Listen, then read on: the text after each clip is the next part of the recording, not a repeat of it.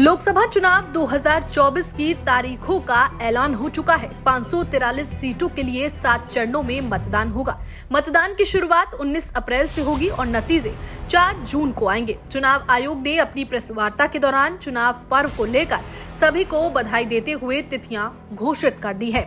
उत्तराखंड में पहले चरण में चुनाव होंगे। मुख्य चुनाव आयुक्त राजीव कुमार गुप्ता ने तारीख का ऐलान करते हुए कहा कि 26 विधानसभा सीटों पर चुनाव लोकसभा चुनाव के साथ ही उपचुनाव होने हैं।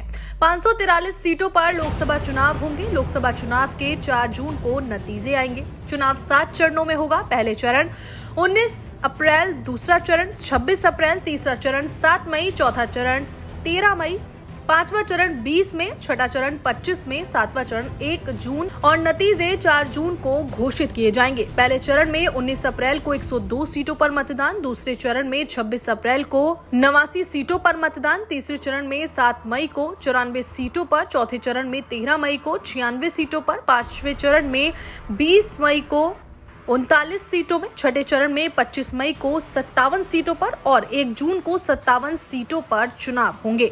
चुनाव आयोग ने कहा कि इस बार देश में 1 करोड़ 80 लाख वोटर पहली बार वोट डालेंगे। मुख्य चुनाव आयुक्त राजीव कुमार गुप्ता ने अपनी प्रेस कॉन्फ्रेंस के दौरान कहा कि 12 राज्यों में पुरुषों से ज्यादा महिला वोटर हैं। 42 लाख से ज्यादा वोटर 85 साल की है जो इस बार वोट डालेंगे। 1 अप्रैल तक वोटर लिस्ट अपडेट कर ली जाएगी। हमें विश्वास है कि युवा जरूर मतदान करेंगे। उन्होंने कहा कि सरकारी खर्चे से विज्ञापन पर रोक लगा दी गई है। सरकारी ट्रांसफर पोस्टिंग पर रोक लगी है। उम्मीदवारों को अपने आपराधिक केस बताने होंगे। 3 बार अखबार में आपराधिक रिकॉर्ड छपवाना होगा।